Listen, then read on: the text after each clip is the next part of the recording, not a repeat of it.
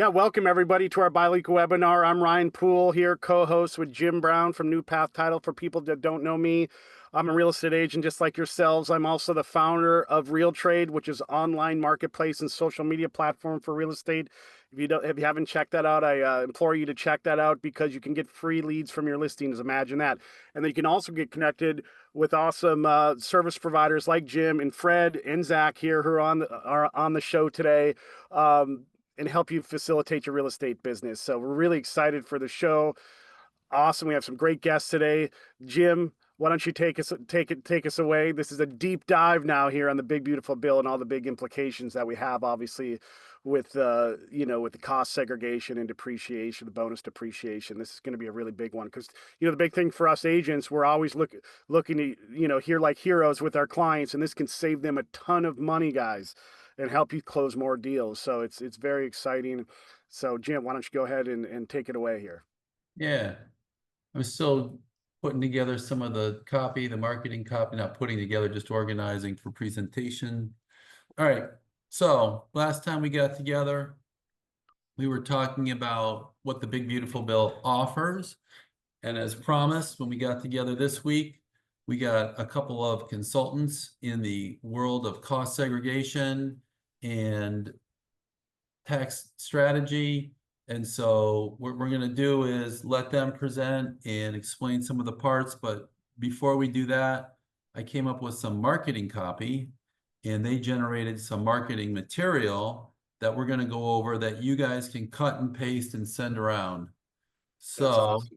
before we jump into that, I want to invite you guys to turn on your cameras so I can see your reactions. It helps me get through this stuff quicker. We got a couple people in the waiting room, Ryan. Yeah, I'm letting You everybody in. A guys lot of people are can, filing in. This is a popular show, Jim. This is going to be a good one. if you guys can text me your questions, and you can put your stuff in the chat. If we stay relatively organized, we can handle this stuff live and agile as we go. But obviously, if there's stuff you have questions about after the show, we can talk about it at the end of the show in depth. And anything that comes to mind, you're circulating in the world and you hear stuff, just text me 24/7. If you go to newpathtitle.com, you'll see 24/7 attorney support. And from there, you can click on that, and then you can message me anytime. And it doesn't matter whether I'm your title agent or not in the transaction. If you want to talk, I guarantee you, whatever you're struggling with, there's a dozen other agents that are having that same pain, and it always makes for great topics for future shows. So everybody who messages me, they all start with the same thing. I'm so sorry, and I know your time is valuable. I'm going to give you one message. That's the most valuable thing that I could be spending my time on, is having those conversations with agents. So like I always say, iron sharpens iron. Real Trade is the home of the double dip.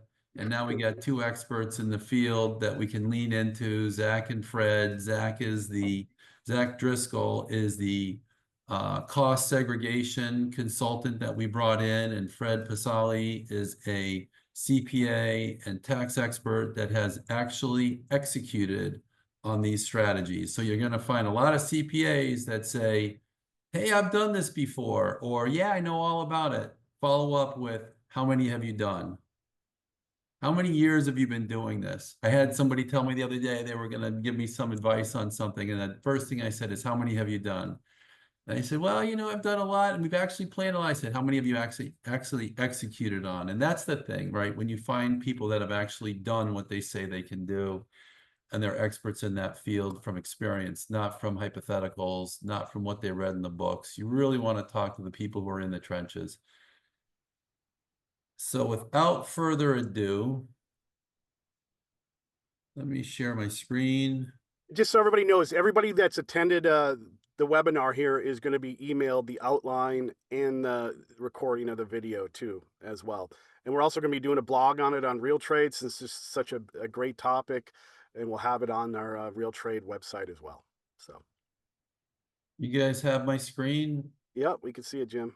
All right. One big beautiful bill. What does it offer Florida real estate agents? One big beautiful opportunity. Today is August 12th, 2025.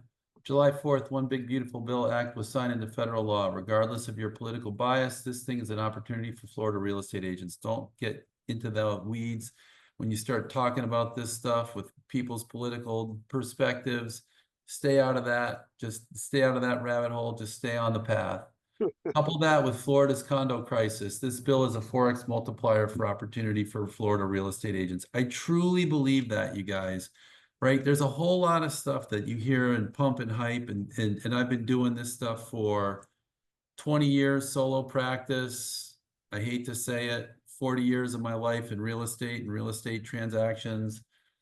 This is the first thing I've seen truly where the legislature, our federal legislature, is creating something that is revolutionary. And Zach or Fred, if I say something that you feel needs to be leaned into further, don't hesitate to chime in. This is part 2 of a multi-part show. Today we have some examples of the bill in application, which Zach and Fred will present to us. And we'll give you some actual marketing content you can take away to launch your own campaigns. The laws are always changing. Make sure you're up on any changes. Text me 24/7. That's my phone number. You can also get it, like I said, at newpathtitle.com. I'm terrible at email. I'm going to say it up front. Anybody emails me anything, I'm probably going to miss it. I'm up to 300 plus a day. Just send me a text and I'll take a look at it. And if you like the way we work in paragraph 20, write the closing agent is newpathtitle.com. You don't have to shift the closing costs. You can leave it on the seller if you represent the buyer, if you represent the seller, if you represent the buyer. Now we can work together. You get title leap, you get all the great stuff that you get if we were doing your title agent, and you're going to get access to our staff. So we get calls all the time. Hey, can you reduce your closing costs? Can you do this to be competitive? Can you do that to be competitive? We'll do whatever it takes from a financial perspective to be competitive. But just understand, when you guys call us, when your agents call Tajay, Christian, or Elena, or anybody on our team, these guys are so schooled on the answers. They're not going to go off and look for stuff to come back to you with half-baked answers. They know this stuff off the top of their head. We school each other. We bring each other examples. We're constantly working to perfect our craft. Market brief. I can echo that too, Jim. And the closing software you have with Title Leap's amazing. Of course, Title Advance, which is a free service you offer for agents, I use on every single closing now. So let's keep going. Thanks, Ryan. Thanks. I mean, I couldn't even come up with a market brief today. I was getting so deep in the stuff that we're going to go over shortly. But I think that the market brief that we all hear about, and I talked to agents over the weekend, this is an anomaly. This isn't going to last forever. We just have to survive it. But here's what you got to do. Something different.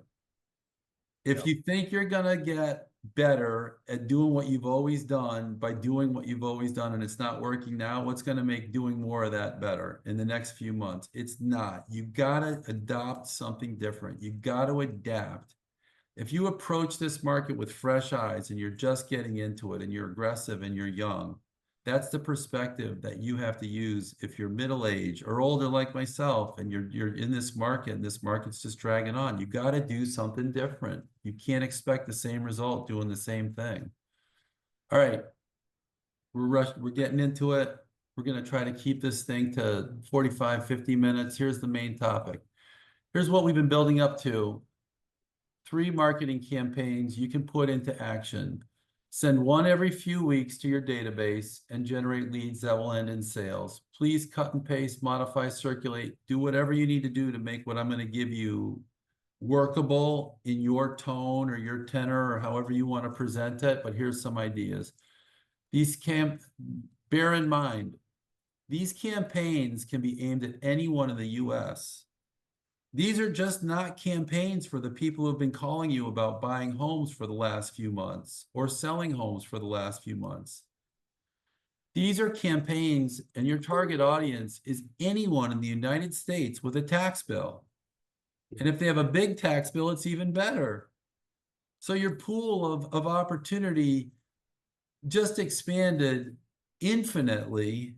But your perspective of how you have to find those people is going to be a little bit different. You're not looking for buyers and sellers necessarily. You're looking for people that want to pay less taxes. It's as simple as that. two big takeaways. You're looking for people that want to save money on taxes, pay less taxes, put more in their pocket. And these are not advanced tax strategies limited to the lifestyles of the rich and famous.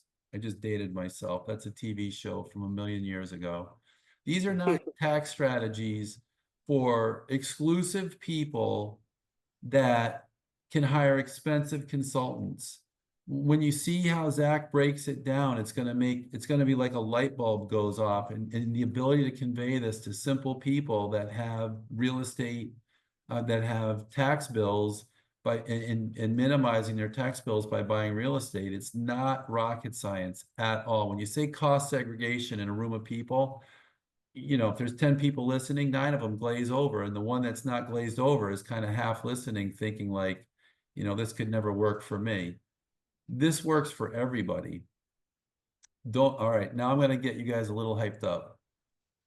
Don't overthink it, just do it. As a mentor once told me, overanalysis leads to paralysis. You know all you need to know, just start. You'll figure it out as you go. That was a man named Nick Wellman. He was a good friend of mine. May he rest in peace. And then there's another thing that comes to mind when I think of changing direction and being successful. We are what we repeatedly do. Excellence is a habit. That was Aristotle. If you think you're going to do the same thing over and over and get different results, that's the definition of insanity. We got to pivot.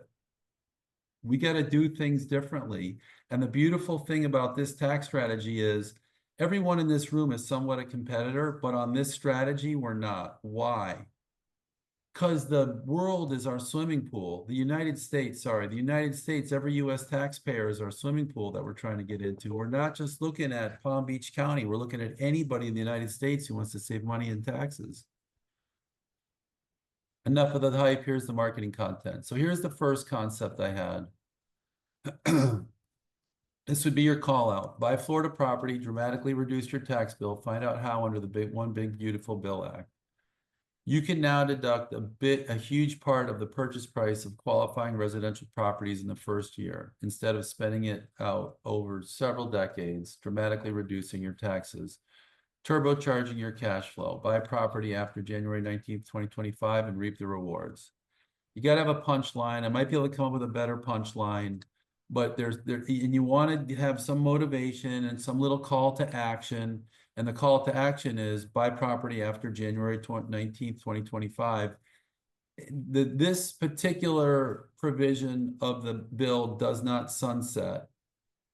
So it's not like some other provisions in the bill which actually have a timeline on them and terminate at the end of this current administration.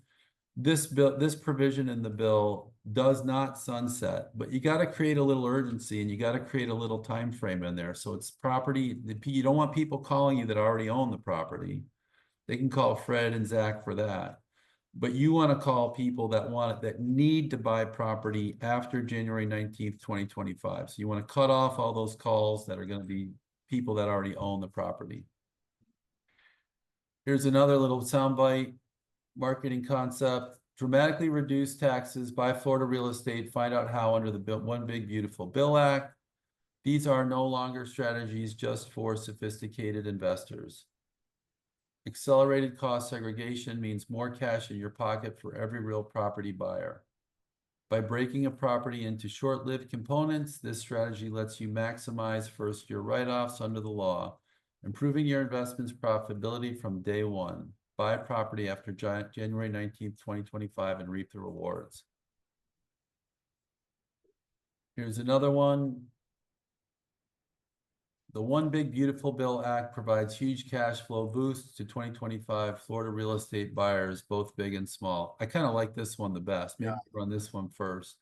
For the first time, advanced tax strategies are now available to all real estate buyers. The new law provides instant expensing of purchases, upgrades, and new builds.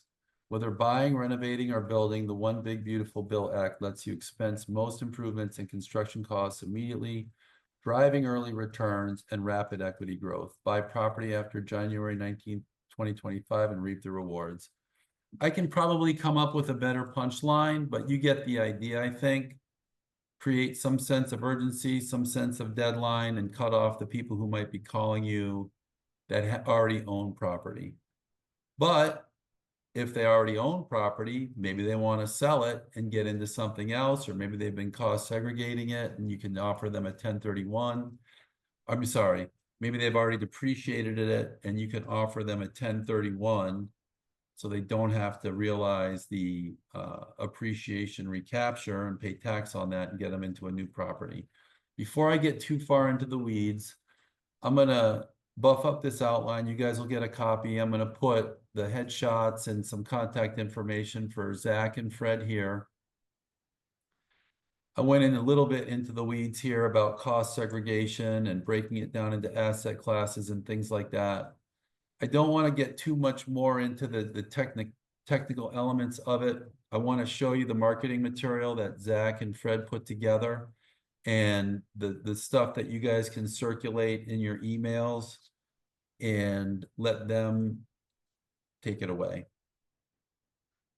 So, do you guys want to briefly introduce yourselves? Yeah, sweet. Thanks, Jim. That's awesome.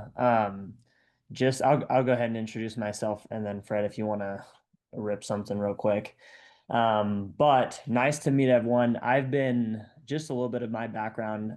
I liked what Jim was saying about people who walk the walk and not just talk the talk. I've been in the industry for a long time. I've touched over, probably two or 300 reports of these cost segregation studies. Uh, And the coolest thing that I find about all of this is really from a realtor broker standpoint is this touches 2 points of your business. One, I mean, a lot of your guys' end goal is going to be becoming portfolio owners of yourselves, and so this will apply there. And then also for your clients, you want to be an expert, and coming across as the expert will then make them stickier and come back to you. So yeah, been in the Zach, I wanna also point something out. You guys, I have a CPA. I've had several CPAs over the last half a dozen years. Unfortunately, I've had quite a few. Zach, how old are you? 28. Fred, how old are you? 30. None of my CPAs, and they're all north of 40, none of my CPAs have ever done a cost seg analysis or handled one for one of their clients. And these guys are volume CPAs. These guys, like I said earlier in the show, you got to approach this stuff with fresh eyes. For Zach, this is just business as usual. This is nothing unusual. For Fred, this is standard fare. That's the perspective of young people in these markets. And you don't have to be young to have this perspective, but you do have to adopt this perspective if you're going to succeed. These are tools that you guys can use, but you can't say to yourself, this is stuff for other people. This is stuff for younger people. I'm getting out of the business in a few years. I just want to hang on for another 10 years and make what I can make and get out. This is the future. This is it. So either lean into it or, try to continue doing like you've been doing and having the successes we've had over the last 6 months, or do something different and see what you can drum up. All right, you guys, sorry. Yeah, no, nice. Thanks, Jim. And then Fred, if you want to roll with your intro, and then we can dive into the good stuff. Hey guys, my name's Fred Passelli. I'm a CPA in South Florida, but I serve clients all around the US. So I have about 7 years as a CPA now. I got it right after I graduated college at 23. I have my own firm and I mostly deal with small businesses, real estate investors, and high net worth individuals. I've been working with Zach for probably like 4 or 5 months now, just doing the cost segregations for different clients, implementing them. I also own some rentals myself, so that I think that always helps. So I understand both sides of it. I see the tax side, and then I also see the rentals owner side. And I've gone through the real estate transaction several times myself. So good on hand experience. You guys have any questions about today? Just feel free to always reach out. Yeah, go ahead and stop us as we go through this because some of this might be super foreign. Some of you guys might know exactly what this is. And before I dive into some of these visuals and whatnot, I'll just give a super high level on what cost segregation is. But think of it as taking a real estate asset, whatever it is, a single family home, apartment, commercial building, and instead of lumping it all into just one building title, you're going to break it up into specific pieces. the flooring, the cabinets, the roofing, the sidewalks outside, all of those are components that make up the property and the building itself. We call And those cost. asset, I don't mean to interrupt, but we call them asset classes. Yep. So you take those asset classes and then you just put them into different buckets, 5-year, 15-year lifespans, and that accelerates your depreciation. So it's pretty simple, but it's a good tool to have on hand, working with investors and looking at your future portfolio yourselves. And right here we've got this visual, and if you want to scroll down a little bit, Jim, it's just a fun little cartoon, I right? You love buy a this. house. I think to get you, the first thing you got to do is with any client, there's so much noise out there. The first thing you got to do with any prospect is you got to get their attention. And I love the concept of the IRS handing the property owner a bag of money. I mean, that's literally what's going on here. And I think that begs the desire to scroll down a little further. Yeah, no, it's good. It's a catch. People are gonna see that and wonder what the heck. I think I buy a house and then I have more things to pay for. It's a great opportunity to show them the tax benefits on it. You can see some real life examples right here, and I'll dive more into those. Those are just brief, high level overview numbers of real life examples that we've worked with. So for example, getting a condo, I know the condo market's not hot right now in Florida, as Jim was saying. But a 350K condo can get you, an 80K reduction in your income in year one. So Now just yeah, pause for 1 second. So the condo market's not hot. So what does that mean? That means prices are depressed, but you don't have to make money off the income of the condo. You're pitching the money they're going to make off of the off of the cash flow benefit from the tax savings. And guess what happens with all Florida property when prices are low? It goes up. So now they're going to capitalize on the appreciation, and they're going to buy what would in some markets be considered a dog, but you're going to give them a benefit in the form of the cash flow they're going to get, and they're going to ride the appreciation because Florida real estate has never not come back. In 2005, I owned Florida real estate. That's when I bought several properties. In 2010, when everybody said Florida real estate will never bounce back, I bought several properties. And it always comes back. This is just a phase. Sorry, Zach. no, don't be sorry. Zach, I just have one quick thing. Go for it, Fred. Teresa just asked a good question in the chat. She said, does it work for investment properties and multifamily? Those are probably the best properties it works for because multifamily, commercial, investment properties in general, that's where you're going to get some of the biggest deductions. And it's where you can also use the passive income to possibly offset the active income. But we'll get more into that later. Where it doesn't work is, and I've already received several texts from agents on your primary home. It has to be productive property. Yeah, Land is productive property, but land doesn't depreciate. So it's got to be something with improvements, sticks and bricks. It doesn't, but your personal residence, your second home.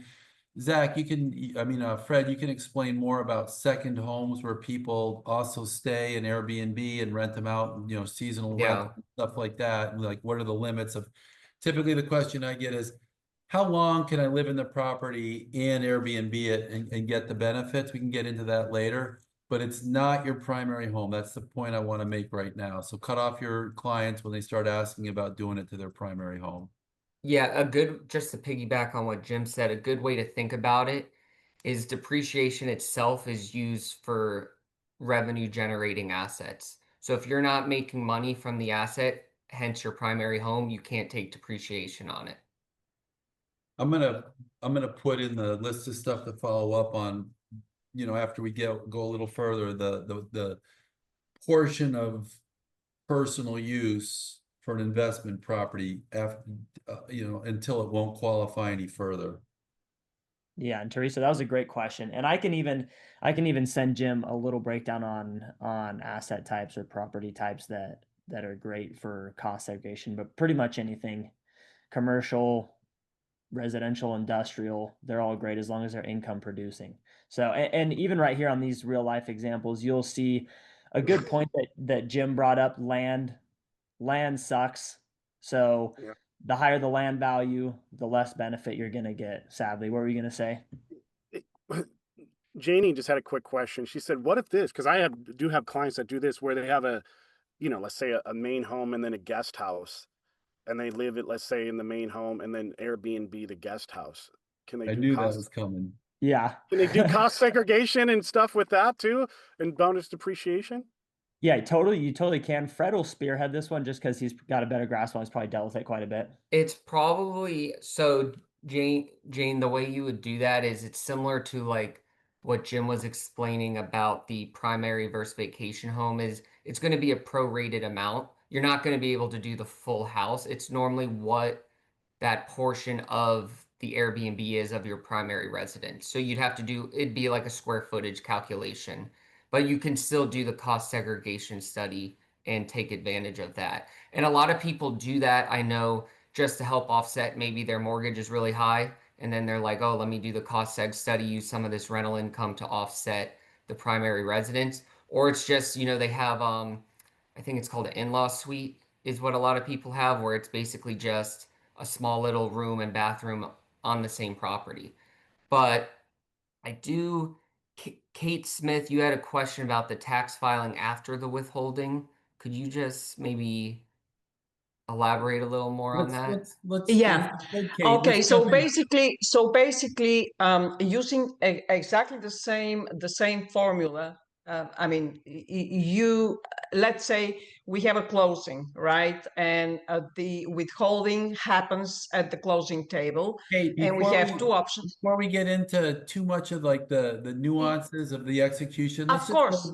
let's fly Yeah, just yeah, at a yeah. high No, level for a no. little bit, and then we'll So go in. what happens after the closing and after, the amount is withheld, let's say, for the IRS purposes, I think either you're the talking title, about FERC. the I closing think you're talking agent about holds it. FERC.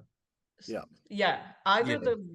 either the closing agent holds it in some cases, or it gets to the IRS, but still, if the taxes are properly filed with the appropriate deductions, like using the same principle, the seller can still No, I get see where hefty you're going. amount of money Yeah. back. She's talking about a Wow. FERPTA situation Yeah. and a cost seg. Let's jump into that. That's a real mixing of tax issues, but I'm happy to tackle it. But let's do that at the end of the show. Let's stay 30,000 foot view kind of for a little bit. So if that's okay. So the example that Zach put together here, you have a condominium which has no land. You purchase it for 350 grand.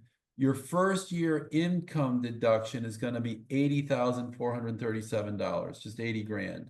Mind blown. You buy a dog condo and your buyer is taking 80 grand off their income. If they had $300,000 in income, they're a doctor and a dentist and they're making 300 grand a year. Just for buying that dog condo, they're knocking down their taxable income to 220 grand. Huge, huge benefit. Single family home. This is, I call this the Palm Beach County example. This is a single family home, $530,000 purchase. First year income deduction, $63,000, 64 grand. Same example. You have a doctor, a dentist making $300,000. I'm using the dentist because it's a client I'm working with right now, making 300 grand. They buy this piece of property.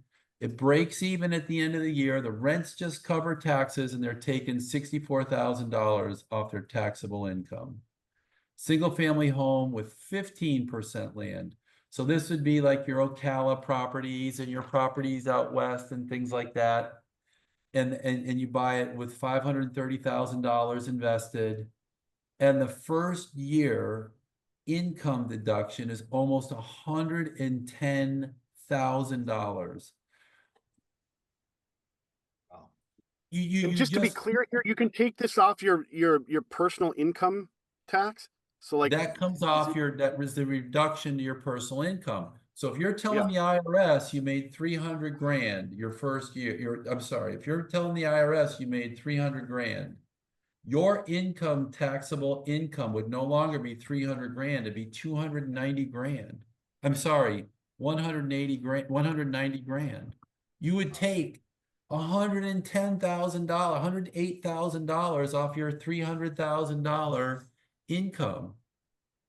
And so now you're telling the IRS you only made 190 grand instead of 300 because you did this strategy. Yep. It's killer. It doesn't even make sense, you guys. I'm telling you, this is so far out of the bounds of normal thinking. Sorry, I get No, no. And Just to be clear here, there was some confusion. That 50%, it's the value of the land and the property together, right? You know what I mean? No. I'm calling this a single family home Palm Beach example, Palm Beach County example, where you have these properties where a big chunk of it is the land and a little chunk of it is the structure. You can still get a big cost segregation income deduction. And that's on the tax rolls, guys. It'll actually tell you the value that the county's assessing on the land versus the structure itself. But when you go to places like Palm Bay, or you go to places like, what's the Tradition, and you go to places where the majority of the value is in the sticks and bricks and your less expensive properties in the PUDs, planned unit developments, or scattered lots, or things like that. Scattered lots, the prices are climbing, but you know what I'm saying. Properties where the land value is less and the structure is more, they spend $530,000 on a property. Their tax benefit the first year could be $100,000. You make 300 grand in income. You buy this piece of property, you finance it. Maybe you even get seller financing. Right? Now the seller becomes your bank and there's a benefit to them, but forget about that part. You're taking 100. So like you're just as an agent perspective, guys, I just want to say you're selling real estate now as a tax benefit. You know what I mean? That's what you're doing here is getting, selling real estate as a tax benefit to get their taxes lower on their income. And it's great if obviously they make money on the cash flow on the condo, but they can just. That's not even the goal, though. I know, it's not even the goal. I know. This whole pool of dog properties that nobody wanted to talk about is now open to you as a marketable piece of property to a person just looking to save taxes. And the difference between a single family home investment property and a condo is obviously the whole condo, almost all of it can be depreciated because there's no land value on the condo. It's all structure.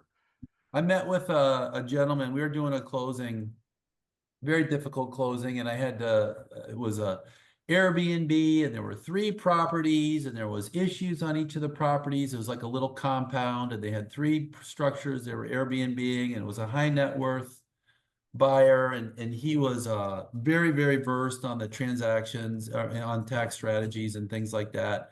I sent them a text the other day, just for, shits and giggles. I sent them a text. I said, what do you know about cost seg and the big, beautiful bill? And we started a little chat together. And the guy has a portfolio of probably 10 Airbnbs, probably 15 or so hard money loans where he's a lender and he's collecting interest income. He would love to sell properties that he has now and buy something that's after, obviously after January 19th, 2025, create some losses, create some depreciation to offset his hard money income. It's all real estate stuff, but he spends enough time doing it. He qualifies as what's called a real estate professional under the laws of the IRS.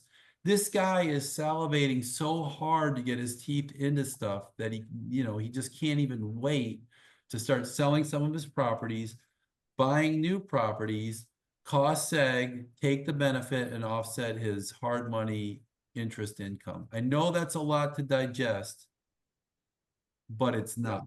It really, really isn't. So anyways, we'll get a little. So here we have Palm Beach County property. Here we have a non-Palm Beach County property. That's the savings from income. That's what you're going to take off your income when you report your income to the IRS. Zach, I'll let you get a little deeper into the weeds. Here's the condo example broken down. So that's the same condo example from the illustration, broken down. Yeah, these are all the real life examples, a little more granular on this next page. And we don't need to get through all of these weeds, but the most important thing that you guys should realize from this second page is if you have a property or your clients have a property and they're not sure about it, they're not sure about the tax implications or anything, send it over.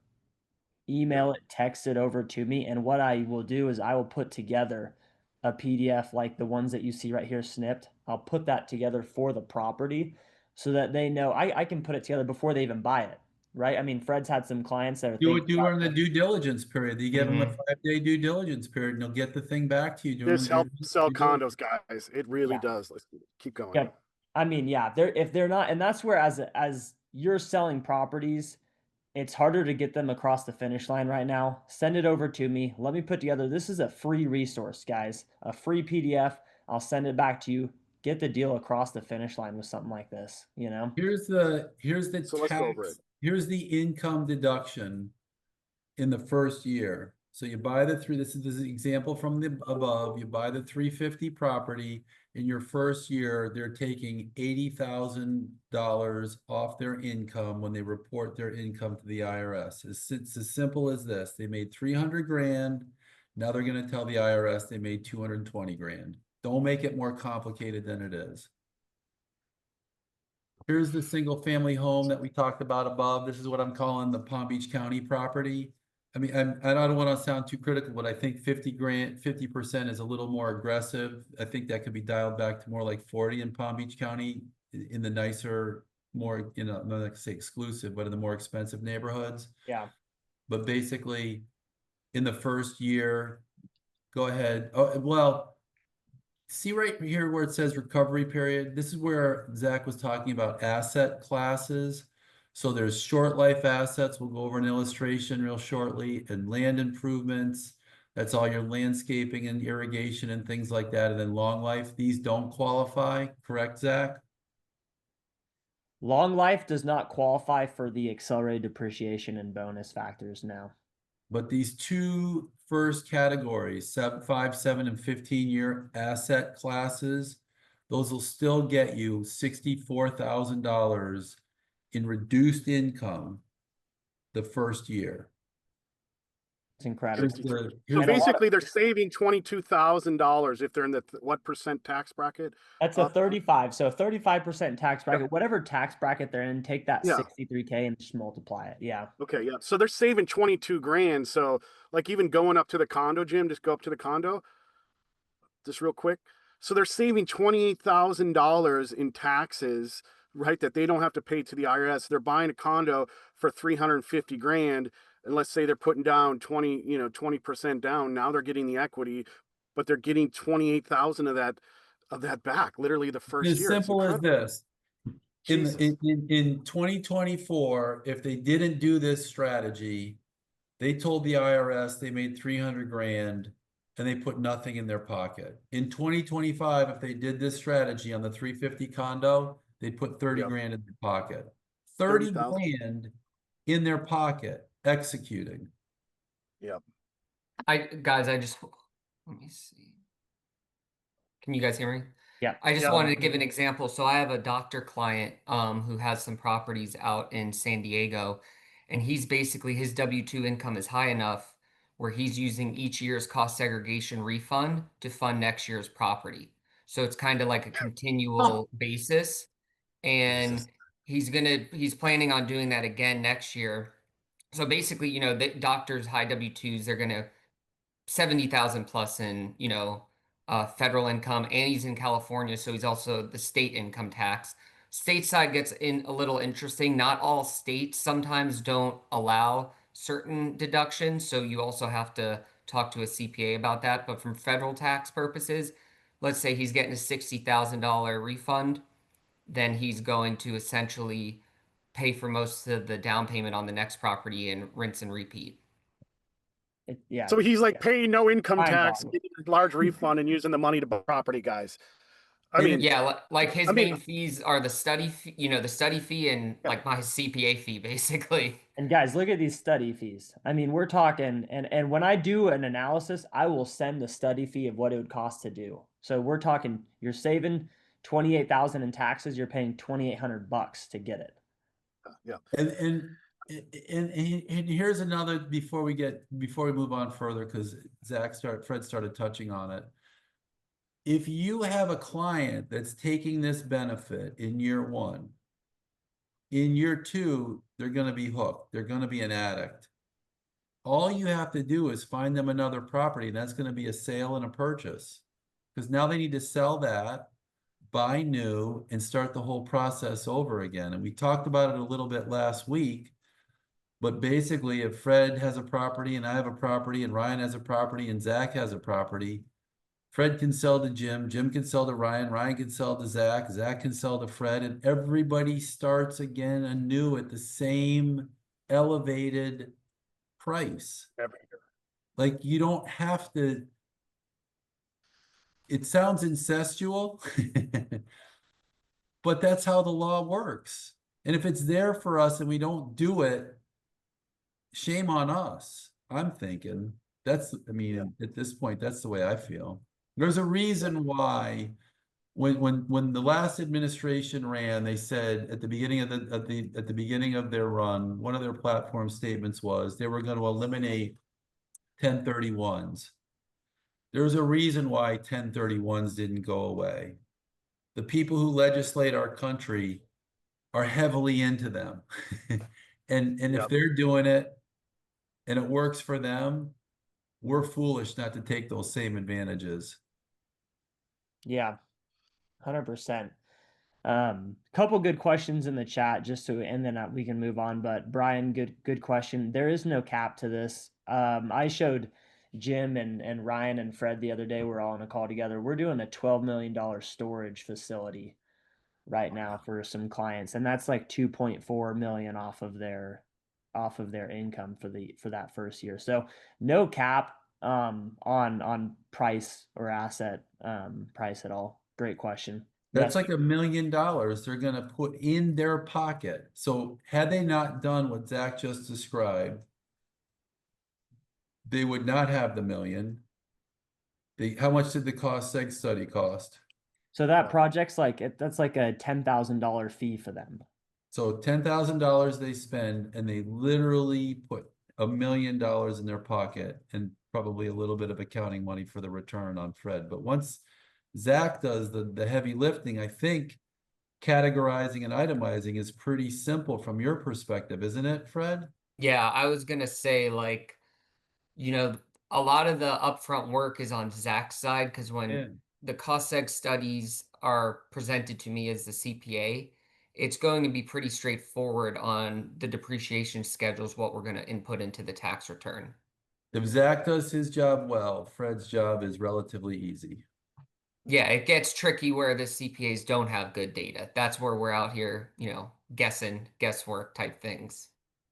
And a CPA that you put this in their lap that's never handled this before, they're gonna fumble the ball, because I've already interviewed a few CPAs that I was wanting to employ, and there was a whole lot of questions, and so you got to have somebody that knows how to handle the ball well. I did. It gets messy.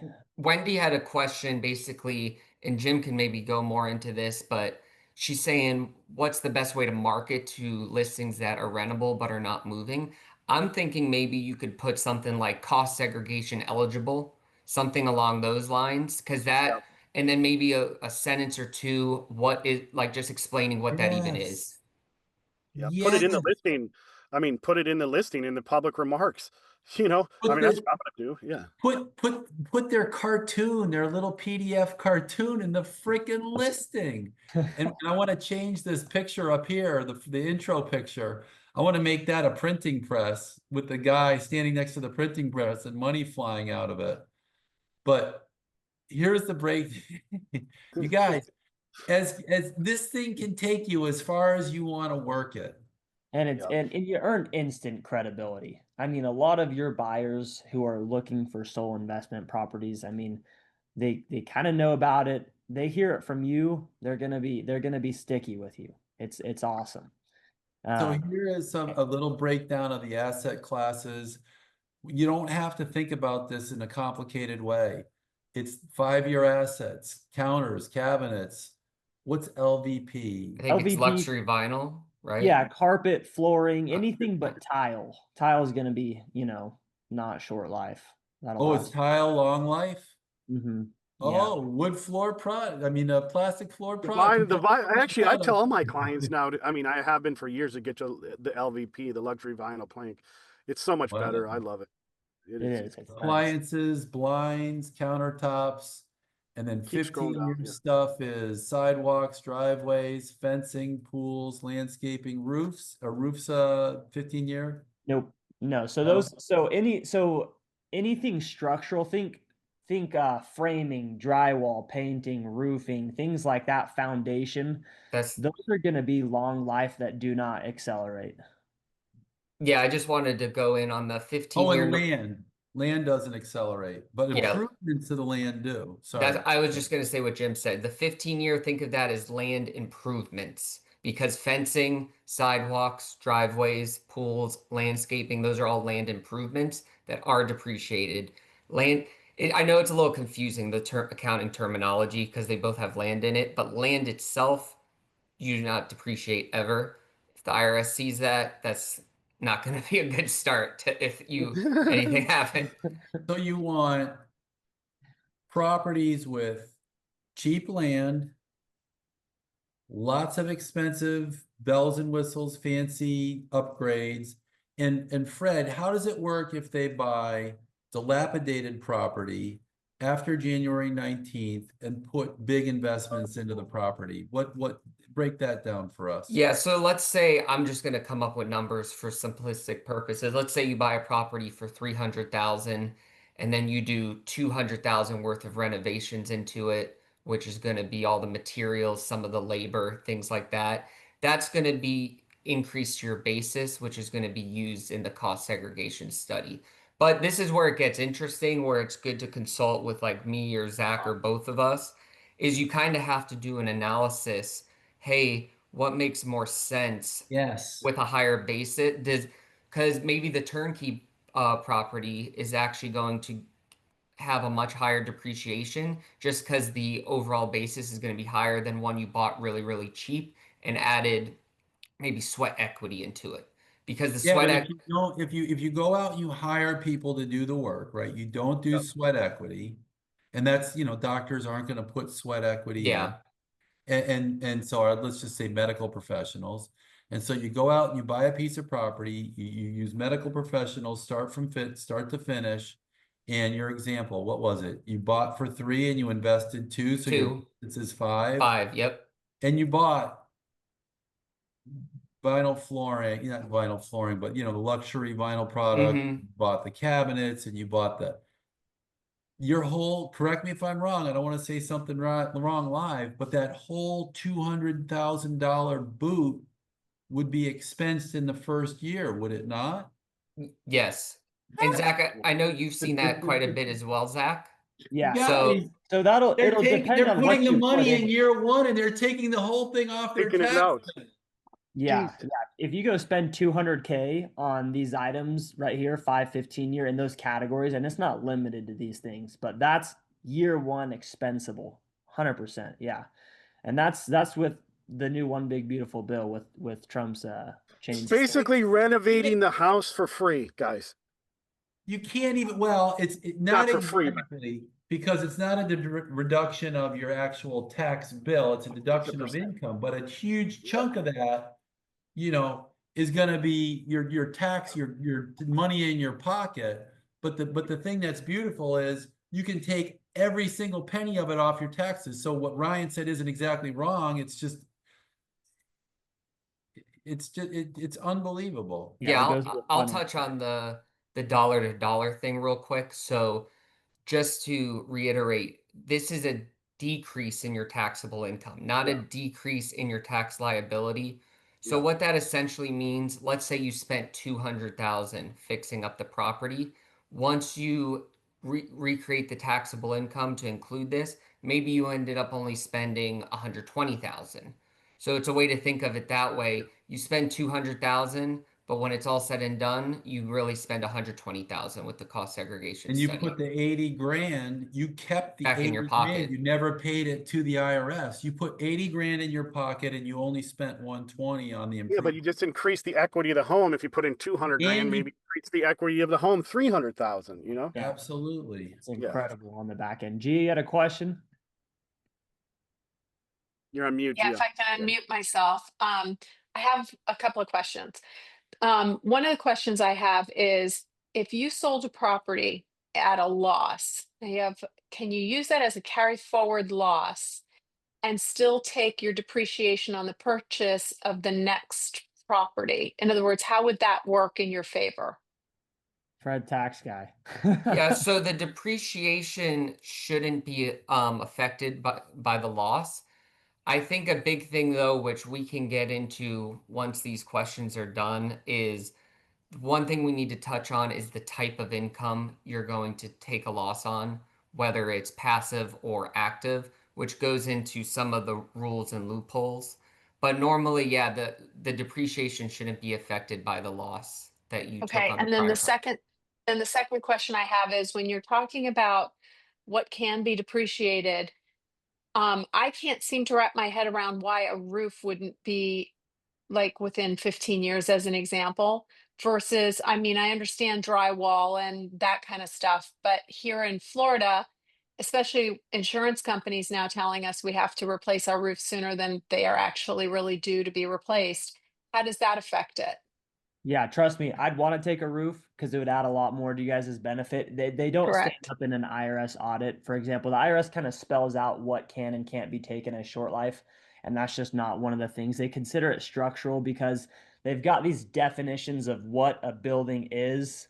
Some of those things are like it's got to have a front door, it's got to have a bathroom. So like in a bathroom, we can't take cabinets in a bathroom because that's kind of a staple for it to be a building. And a roof falls into Huh, that category as Hmm. well. Yeah. Yeah, Without the a interesting. roof, it wouldn't be a building. So it makes a building what is a building. A roof has got to be part of it. Yeah, the easiest answer too is, the IRS has basically just listed out exactly what is included in 5715 long-term assets, and the roof is just over the 27 and a half or 39 years, which is considered the long term. Yeah. But great question. Long, Great. long answer short, it don't make sense because we all know in Florida it's not practically an answer. That thing's But not lasting long. Yeah. the Alex, IRS you has want to rip a made hard question? lines, they call it, black and white law. So they make a black and white rule on stuff and they just say roofs are going to be long life assets. Yeah, that's basically it. Alex has a question. Alex, you want to? Hey guys, thank you very much. So I always think of how to collaborate and expand my network. So how would this apply if I'm speaking with contractors, who do kitchens and baths and such? They obviously have a Question. pulse on certain investors, on buyers and such. How can that, how could getting them involved benefit us, for example? Can I take this one, Fred and Zach? Yeah, Yeah. roll with it, Jim. Yeah, I think the answer is that example that Fred went over a little while ago. They buy for 3, they put in 2. If they're in the higher tax bracket, they're going to get 80 back and they're going to only spend 120 on the improvements. And we got to come up with a better I know we got to. illustration that we could give to your contractors. Maybe Zach and Fred and I can collaborate on that. And we could give them an example, and that's where they buy for 3 and they spend 2, and then here's the benefit to if the contractors are in touch with people that are renovating, you just got to break it down into simple illustrations that everybody can wrap their head Yeah. around, and that starts the conversation with Alex. Thank you. No, I agree. You could have these contractors bird dogging for you with clients, their clients that are needing rehab, and then you show them the tax benefits, obviously, if they do it, and if they go and sell it. Alex after a year. becomes the hub, and you Yeah. send out this material, and all these spokes come back to Alex, and Alex becomes the go-to guy, and we get the closing work. Yeah. And just to clarify a couple things, because a lot of people might be confused on the 5 and 15 year.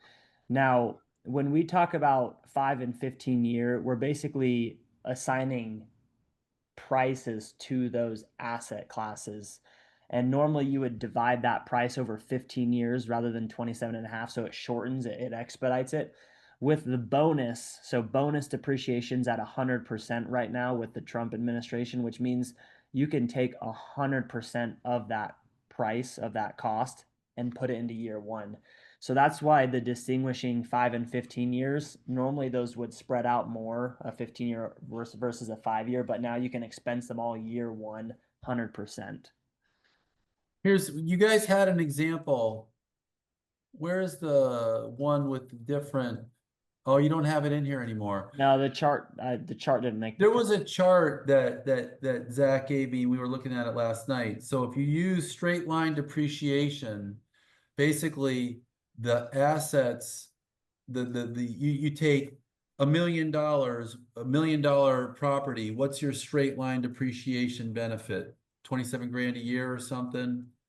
Yeah, And then you use cost segregation, and it dramatically increases the first 3 years, 4 years of the ownership of the asset, your depreciation benefit. But then you use cost seg and big beautiful bill, and the first year is just a huge spike. massive. And they're getting that benefit all in the very first year. But then when they it's like crack. They want that benefit the second year. What do Well, they do? this, yeah. They're calling their dealer, hey, Kate, get me another property. And so you're getting them into another property. You're getting them out and getting them in, Snowball getting them out and getting them in. And it's a 1031 transaction that you exit under. Yep. Everybody thinks of 1031 as a way to avoid capital gains. It is. Well, this is, 1030 yeah. But 1031 is a way to avoid depreciation recapture, which is even more important. So when they talk, a sophisticated investor, one of the things they're going to talk to you, one of the first things they're going to say to you is, how do you avoid the depreciation recapture? It's the same answer, 1031. And if they want to stay in for a couple years, they can stay in for a couple years. They just won't get that huge benefit they got in the first year. But they could still capture it on the first year. I mean, They still anyway, get it on the first year, but I people say, just think it's marketing too. There is some investors that I have that I know that I don't even know if they've done, the original cost segregation and depreciation on their asset. We could say, hey, could they recapture that, just on the straight line from before, then apply that into a new purchase, then obviously get the bonus on the new purchase. They could do that, correct, Zach and Fred? Yeah, I mean, it's never too late to do a cost segregation on a study. I mean, a property you've owned for 5 years and you're still holding it, you can go back and do a cost segregation study on it. And Fred could dive more into the ins and outs of that, but you file a 3115 and catch it all up to the current year. Yeah, You can catch it all up, guys. That's what I'm Yeah, it saying. would be If you have clients that have owned stuff for 5 years, and now you're saying, hey, this might be a good time to sell because you can get out of this one 1031 and then do a bonus, on the new purchases with a big beautiful bill. they can't take the accelerated cost seg, No. but they can take the standard cost seg. So now Yes. but now you've created a dialogue with a potential client, somebody Yeah. that you've sold property to, and the simple soundbite to them is going to be, they bought from you in the last 5 years. If you're not doing it now, you should take advantage of cost segregation. Find out more, give me a call, save huge on put, instead of giving your money to Uncle Sam, put it in your pocket, call me and find out how. And the cost segregation studies, like I was saying earlier in the show, they used to be exclusive and limited to, quite frankly, sophisticated investors. Now, Zach will generate one for you during your inspection period for free. I mean, it's incredible. A no-brainer. Yeah. It's just a lot more widely known. Alex, do you want to rip one more question here? Yeah, I think I know the answer, but I'd just rather ask and be safe. This doesn't apply to flips, I take it. No, I mean, you're not going to want to do, Fred, you want to roll with that actually? Just Yeah, because what's your time frame for holding the flip? I mean, if your time frame holding that's the key thing is Jim said time frame, right? Anything under a year. I'll touch on this quickly. Like anything under a year is considered active income. That's where like a flipper should report their income on their Schedule C, 1099, however they're doing it. it's not going to be as beneficial if it's under a year. If it's over a year, I don't know if that makes sense. Then that's where you got to do the analysis. Does that make sense? Is it even a good flip if you're holding it over a year? Because maybe you could do a cost seg study on it, but then you're losing money on the property itself. Okay. Because you're not renting it. There's another question buried in there, and I want to go over a couple of these examples that you guys gave, additional benefits before we part company. But there's another question in there that's going to be that the agents are going to get, and that's going to be, I want to buy a second home. I want to go there periodically, but I want to Airbnb it or seasonally rent it. Can I cost seg it and accelerate the depreciation? What's the turning point where it's no longer productive property, but it's personal property? I know the Airbnb and the income tax and the 1031 rules, it's 10% of its time rented. It's no longer qualifies for a 1031. So if you have a property that you go to periodically, when it is it no longer qualify for a 1031, is it the same set of rules that it would no longer qualify for a cost seg possibly?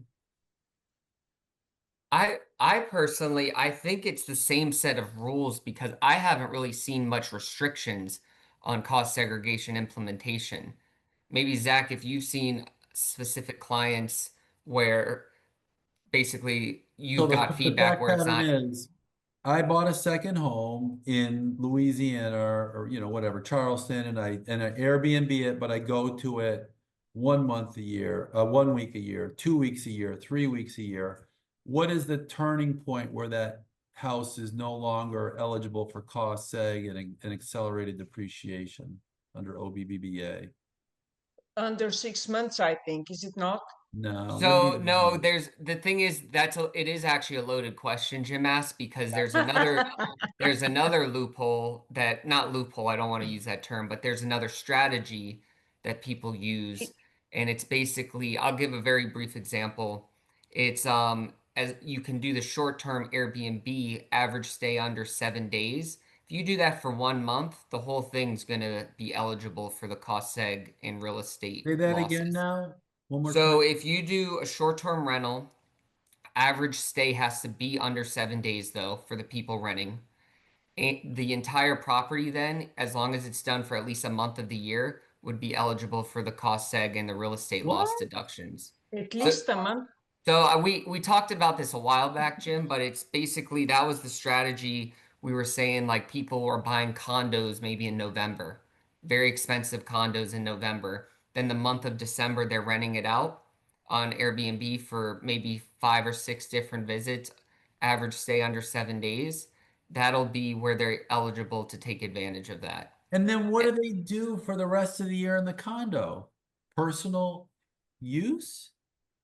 They normally, in a lot of cases, what I've seen is then, and Zach, I think we've discussed this as well too. Wait. I got to make sure I understand this before we go further.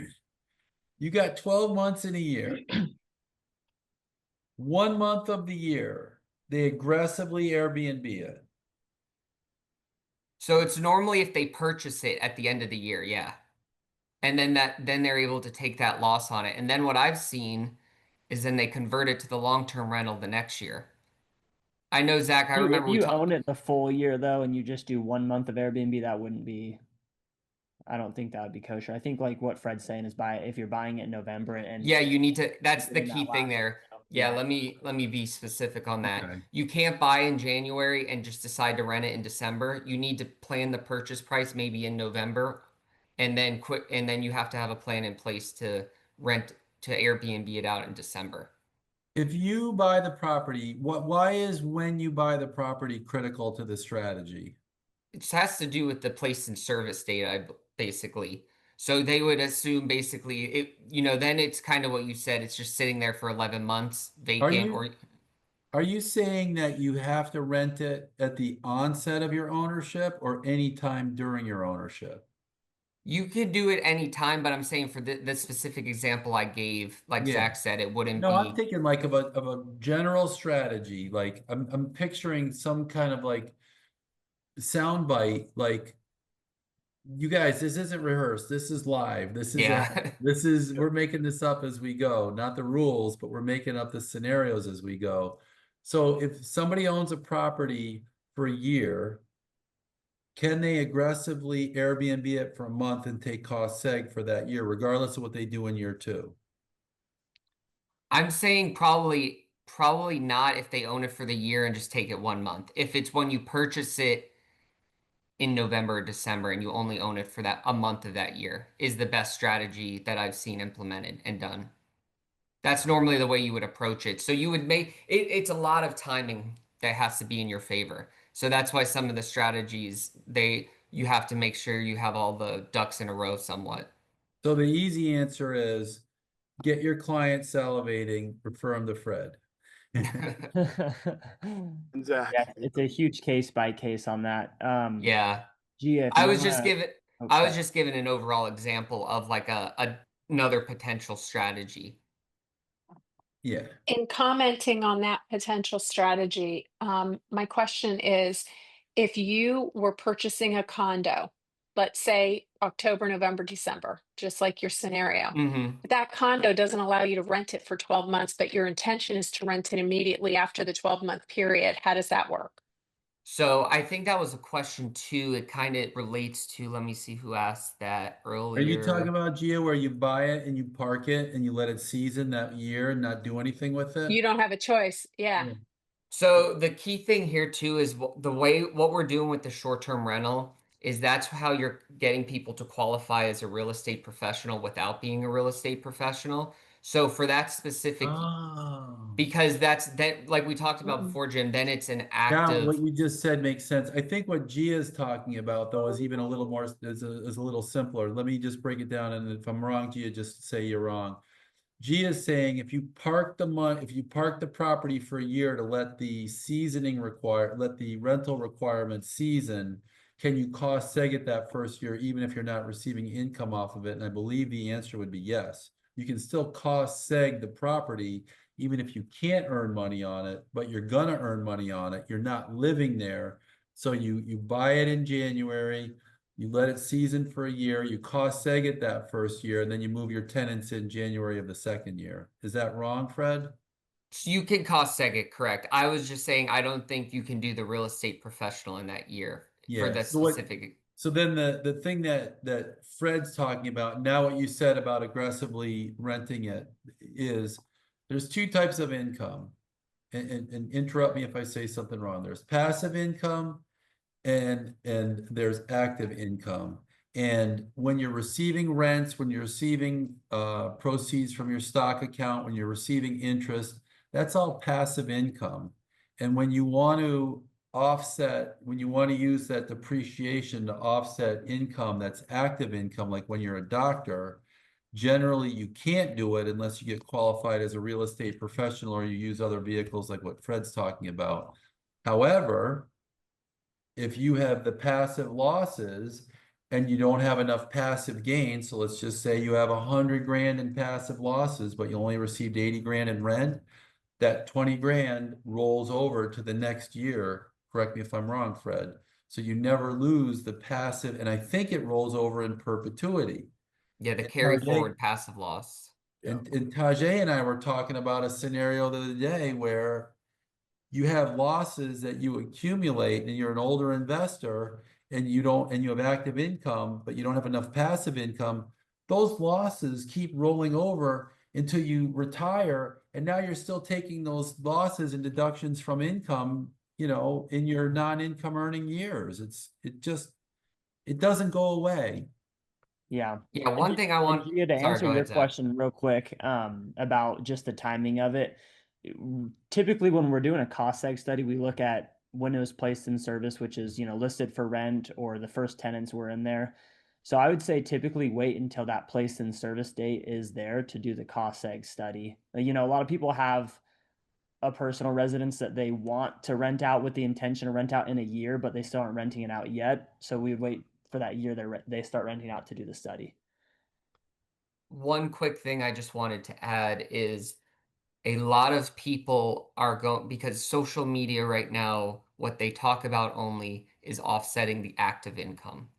So a lot of buyers or investors, or maybe even like other YouTube channels, that's what they're talking about. The first thing you have to do is they'd have to really meet with a CPA or someone who's in cost seg like Zach, see if they qualify for the active income offset. If not, then you use Jim's strategy and you offset other passive gains and carry forward the loss. I just wanted to differentiate there because a lot are going to come in talking about, oh, I'm a doctor. I want to offset this income. But, normally if we don't have a strategy in place, you can't just do that unless they're a real estate professional. So Hey then, guys, can we at some point go to that FERPTA thing? And if that would apply to FERPTA, really important because, and the reason I'm saying it's timing. Right now, because of the international situation, we have a lot of foreign sellers. so let me think about this for a second. Yeah, well, You've got a here seller is with a tax burden. in brief, it's all a matter of depreciation. Right, but I Let's think say, the answer is as simple as this. You're gonna get an 8288 for your FERPTA sale to give to your title agent. correct. And to get the 8288, you have to be talking to a FERPTA expert long before not to get it. No, You can get it. You can get. let me Let give me you the just finish for a scenario. second. Let me Let me give a just give you. scenario. Let me just finish for a Simple, second. Jim. Let me give simple scenario. Let's say 500,000 condo, 75,000 off the bat goes to be withheld and FERPTA. would go either automatically to the IRS at the closing, or you as a title agent can hold it Let's just use the IRS. hypothetically. Let's just use the IRS scenario because the title agents should never Correct, hold FERPTA. but Never. okay. Sorry. It's okay. Yeah, never mind. Okay, and then the next year taxes are due. Obviously, this is when it all gets like Yeah, but settled with the IRS. I think the answer is easy, and it's not that No, it's no, no, no, easy. no, hang on. So at that point, $75,000 has been given to the IRS the previous year at the closing. Yeah, But here comes the next year when taxes are actually due for, the property, right. which was sold the previous year. So this would be the time when the Canadian person or the French person who sold the property could file the recapitulation and could file the tax benefit to get some money back. So this will be the time for us as agents to, prepare a pitch to come as the fully qualified experts in the field, and with our two buddies here, Fred and Zach, and to tell them, hey, you want money in your pocket? Work with us. We get you money. I think there's two things that I'm thinking of. One is before you get your 8288, you're working with Fred and you're getting a tax strategy together so that when they do the FERPTA withholding, you're prepared to show them the cost seg that Zach generated. And the second, it doesn't usually work that way. No, I know that nobody's ahead of the ball like that. Yeah. And so No, after that the was my fact, ideal though. scenario. That was my Disneyland scenario. And then the second thing I'm thinking is you sell the property, you have a tax burden. So your foreign seller is defined by FERPTA. You have a tax burden that's going to be due in the next taxing cycle. Exactly. Then you go to Fred and you say, hey, how can we mitigate this? Zach puts together a cost seg, but then the problem is going to be the property's already sold. They're going to have to figure in, Fred, correct me if I'm wrong, the property's already sold. You're putting your cost segregation together ad hoc, post hoc, and then they're going to have a depreciation recapture scenario in the same event. This is why, I've worked previously. Yeah, that's a lot. It's a lot to. It's a lot to unpack. You could follow up with me, Kate, and we could definitely.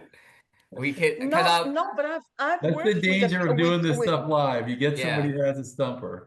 no, I I've don't mind worked doing with it. an attorney before, but that was a few years back. And he was the closing attorney, and he held, instead of sending the money to the IRS, because once you send the money to the IRS, good luck getting any money back from them.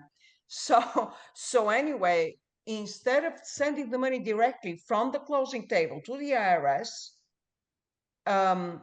they had the money and in escrow, and when the tax was due next year, it was your first scenario was this was the time that a proper tax recap was submitted with the with whatever, the remainder of the No, I money. understand. Oh, yeah, we've been a part of that in our office where what you're saying is 100% possible, but there's a whole bunch of things that have to go right in order for it to go that way. You have to find a buyer that's open to, the money not being sent to the IRS. There's a whole bunch of other pieces that, because the buyer has to agree that the title company is going to hold the money.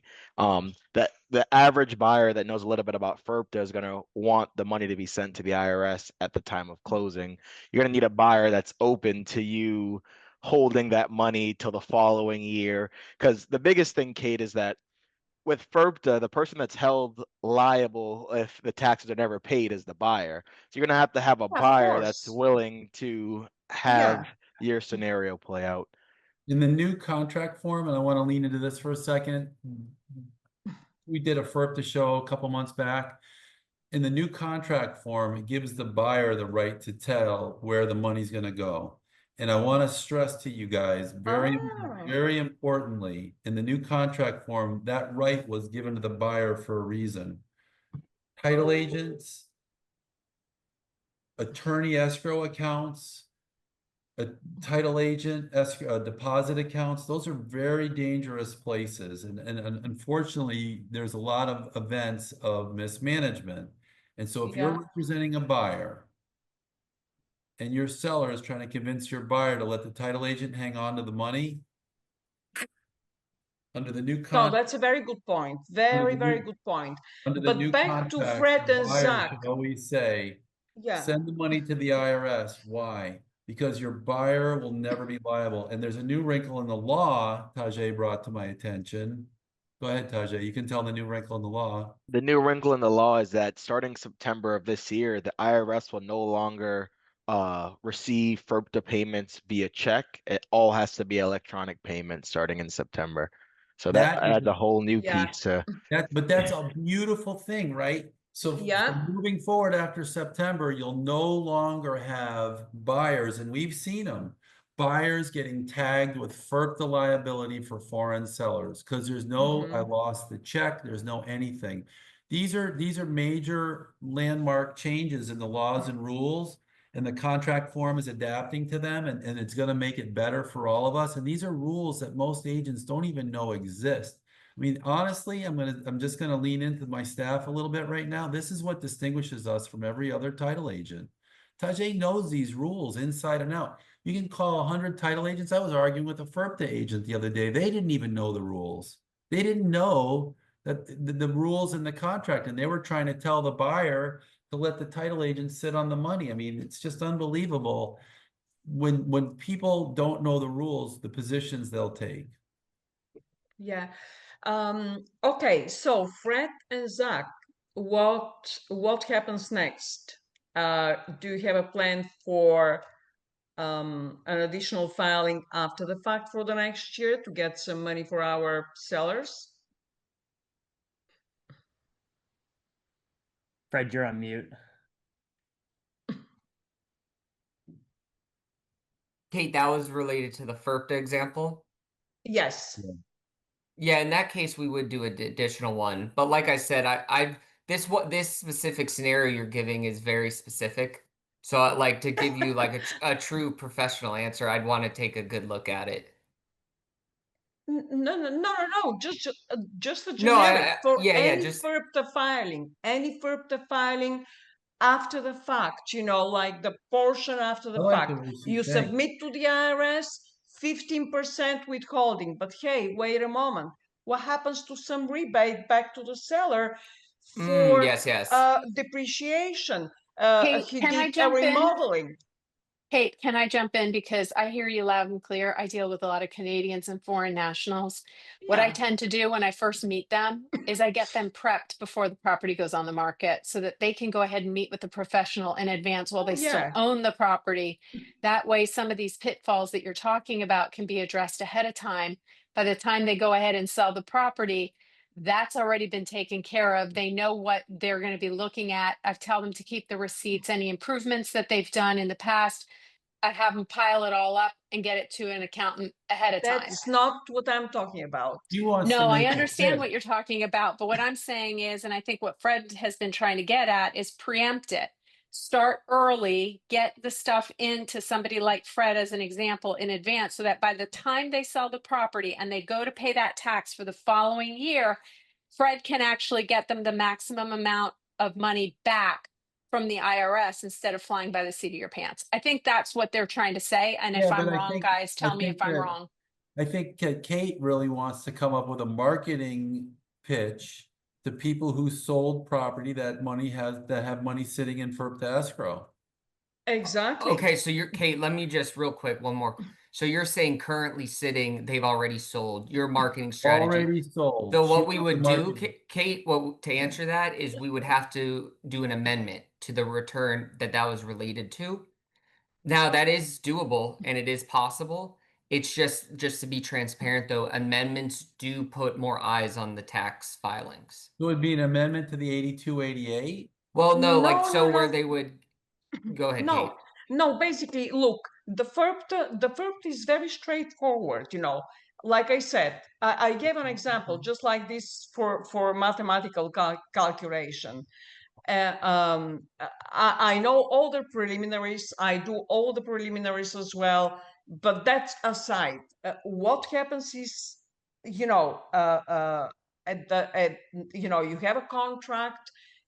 You can start with the seller a year before you put the property on the market. That's irrelevant because it's simply irrelevant. So we're talking about the process of the contract. Once you have a contract and then FERPTA, closing, etc. So basically 15% of the contract price is owed to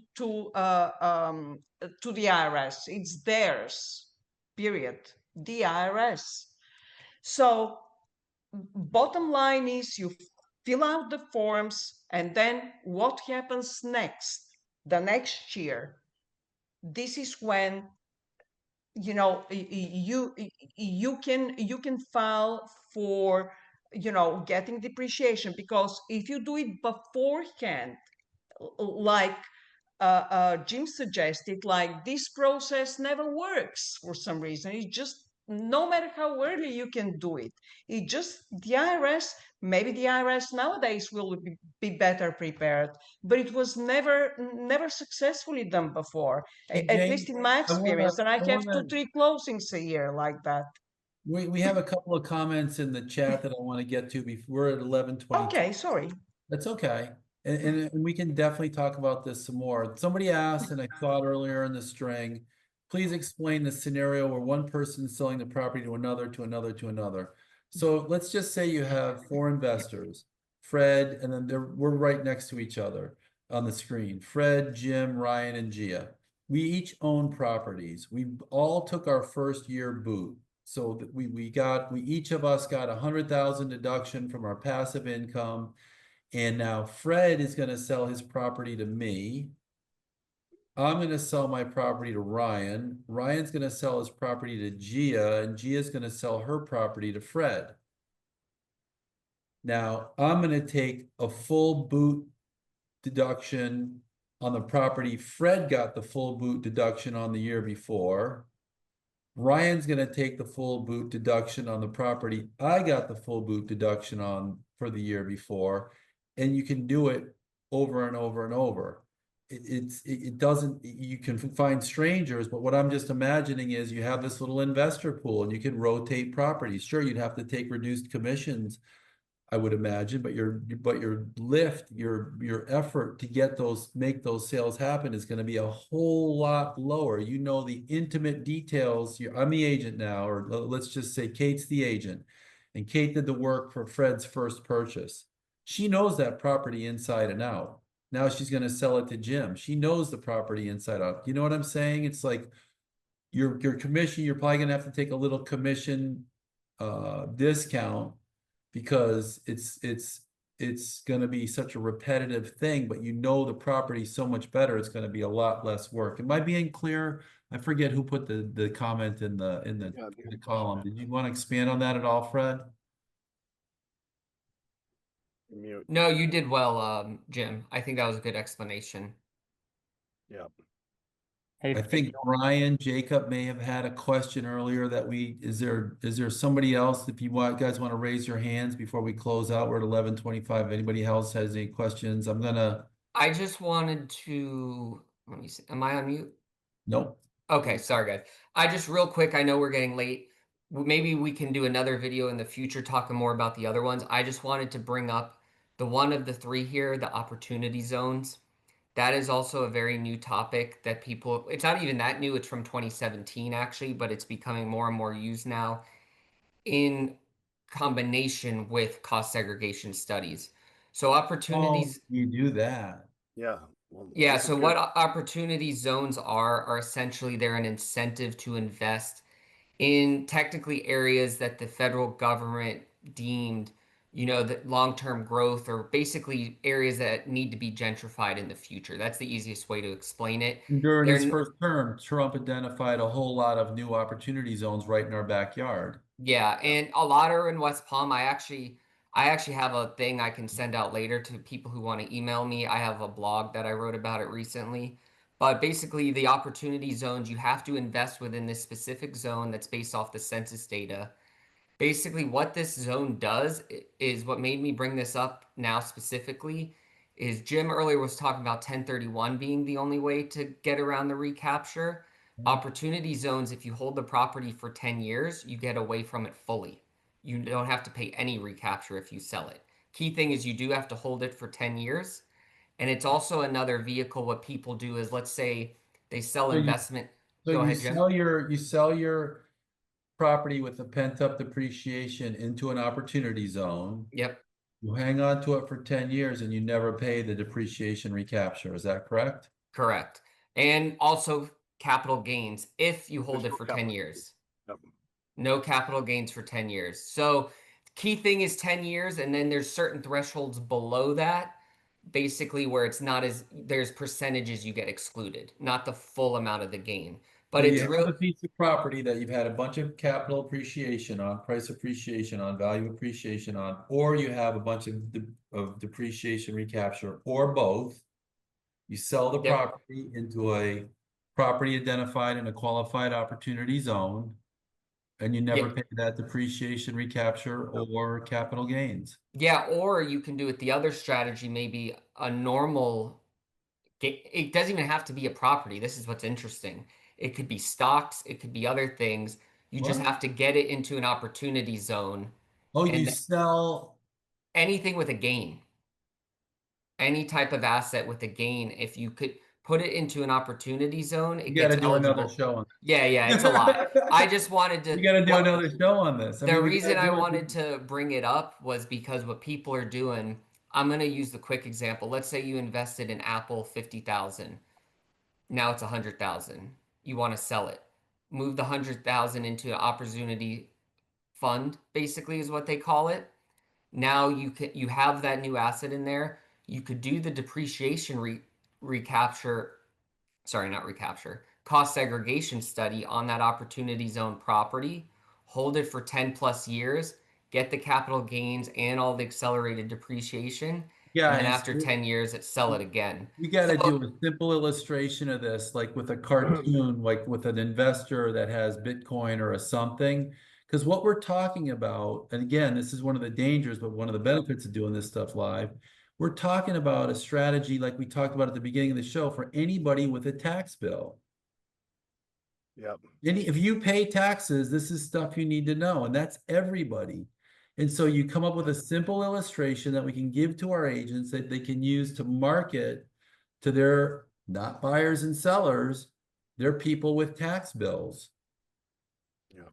And you have The, like a little life cycle diagram with somebody who sells Apple, invests in the QEs, what's it called? Qualified Opportunity Zone, qualified QOZ, the Yes, QOZ. And then QOF. yeah.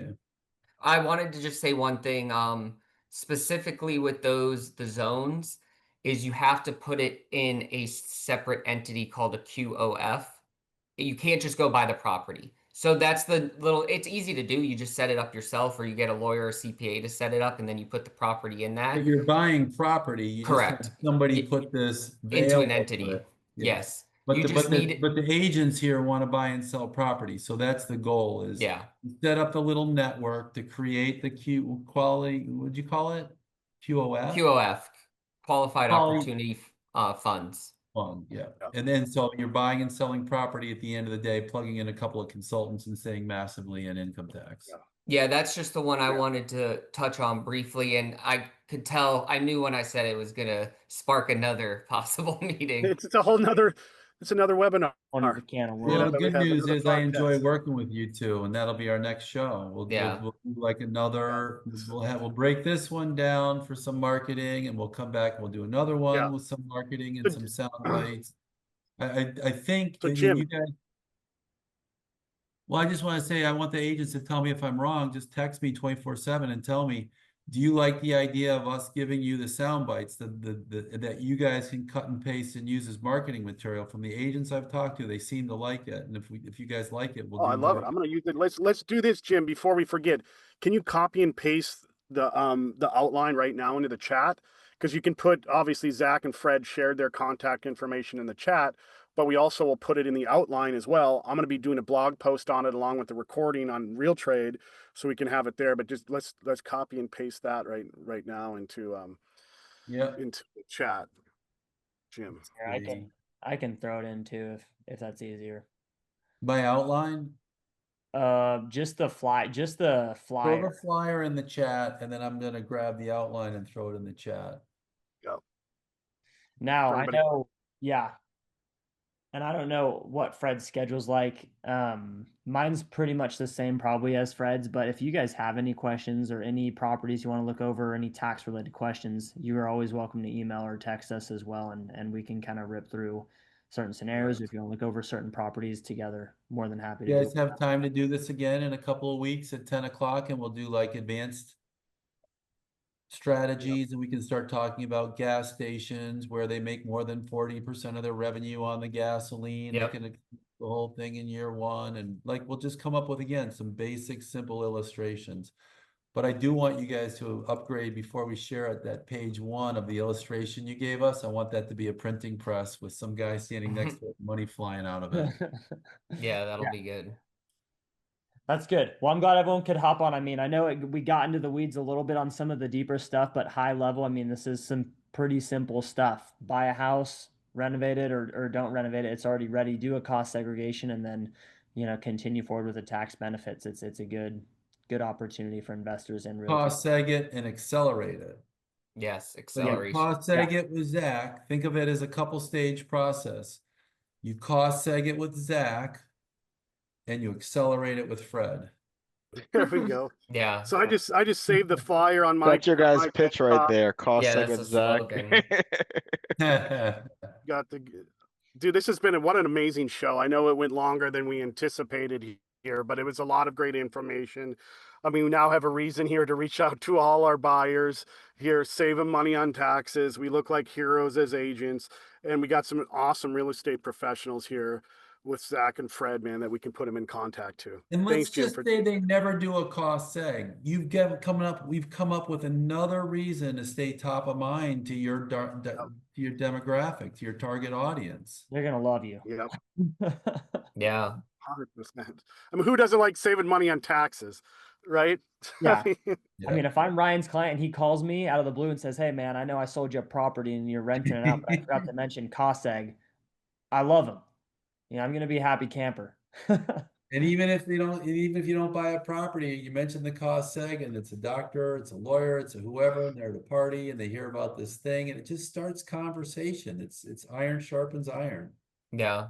It's a good talking point. Yep. Yep.